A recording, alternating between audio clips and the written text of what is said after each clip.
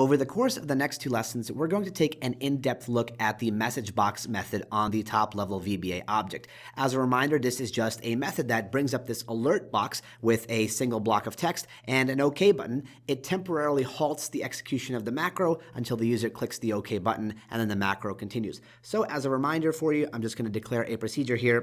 I'm going to call it showBox.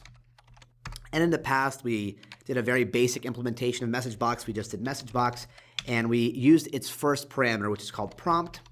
And prompt simply represents the text that we want to be in the MsgBox when it appears on screen. So I can do a text like hello there, execute with F5, and this is an example of a MsgBox right here in the middle of the screen. It's this little pop-up box. We have our text, our prompt, hello there, and then a single OK button. And that's the basic implementation, right? Just one argument. Well, as it turns out, MsgBox actually accepts a total of 5 arguments maximum. The last 4 of them after prompt are entirely optional, and the 2 that I want to talk about in this lesson come right after prompt, and they are buttons and title. Buttons allows us to customize the button or buttons that are going to appear right here at the bottom, and title is going to allow us to customize the text that appears right here at the very top where it says Microsoft Excel. So let's take a look at these options. I'm going to click OK right here. And let's go ahead and comment out this code since I don't want all of these message boxes annoying me as we proceed. So let's go ahead and create a new message box. I'm going to skip the literal naming of parameters and just write my message right here. I have custom buttons. Cool. So as soon as we proceed to the second argument, we're going to see this list of appear, this dropdown, and this is a list of enumerations that's going to represent what buttons are going to be present on the message box. We see a whole list of options here. The standard one, by the way, is called VB OK only. So just like the name suggests, this means that there's only going to be an OK button. So when I render this, we're going to see that's the standard message box, one button, and it says OK. But we're not strictly limited to simply having that one OK button. We can customize what buttons appear. For example, we have an option called OK Cancel. And that's going to render a message box with 2 buttons, OK and Cancel. Now, right now, if I click on either one of these, nothing is going to happen. We haven't actually hardwired any logic to the clicking of any of these buttons.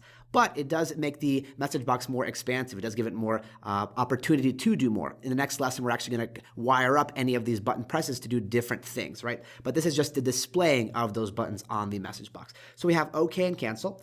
We also have options. If you don't like that paradigm, we have Yes, No. And that's just going to be a message box with 2 buttons, yes and no. We also have yes, no, and cancel. That's going to be 3 buttons, a message box with 3 buttons. Our first encounter with this, yes, no, and cancel.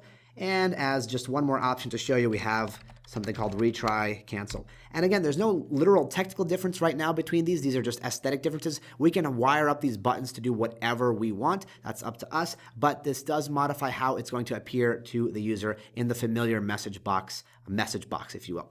All right, so there's one additional thing I want to show you when it comes to buttons. We can not only customize the buttons that appear here, we can customize the icon that's going to appear to the left of our prompt text. So let me show you how that works.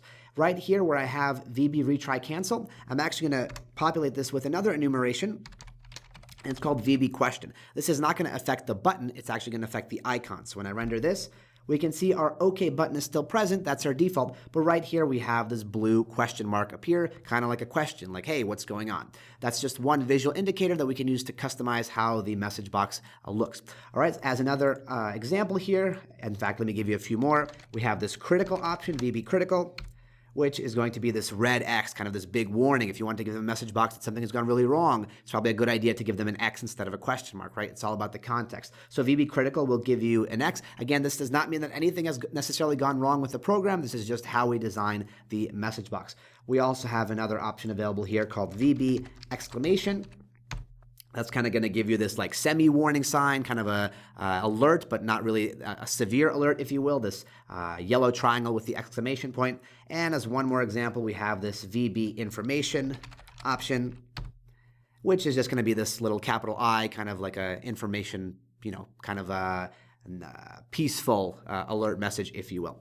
All right, so you might be thinking, how do I combine the actual buttons down here as well as the icon in a single message box?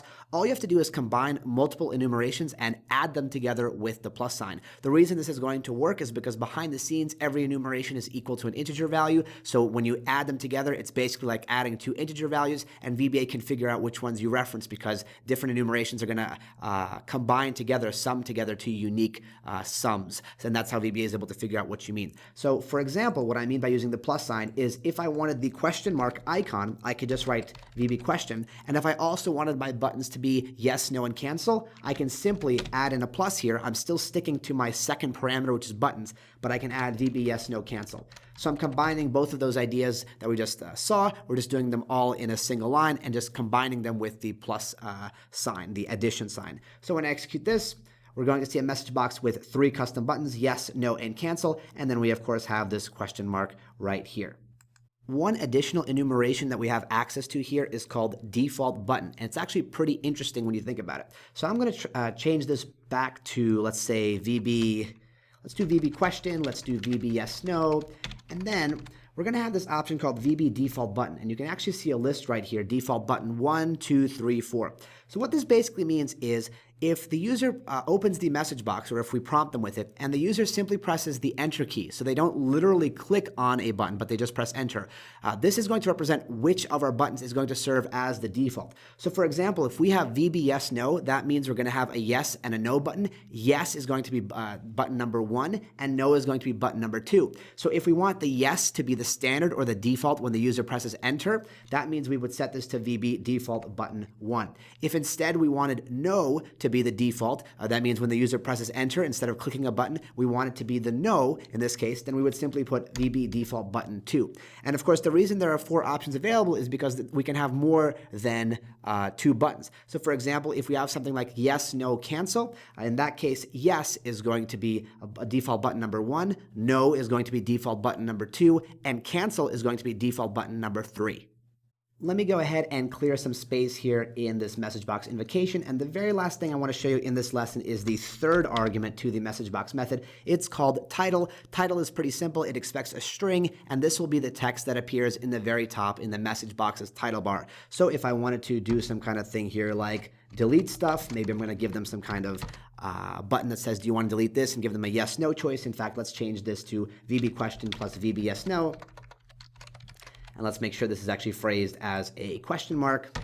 So now we're going to have a prompt text of I have custom buttons. We're going to have an icon of a question. We're going to have 2 buttons, yes and no. And we're going to have a title at the top, as you'll see in just a second, called delete stuff. So when I execute this, there we go. We have a question mark right here, yes and no right here, our prompt text right here, I have custom buttons, and then delete stuff as a question mark. So we can customize basically any aspect of this box, starting from the very top in the header, all the way to its body, all the way to its footer, if you will, which are the buttons. That's all there's to cover in this lesson. We took a look at how we can aesthetically modify the look and feel of the message box, but as we talked about earlier, clicking any of these buttons doesn't actually do anything. So in the next lesson, we're going to hardwire them up and make them each take a different branch of logic in our VBA code.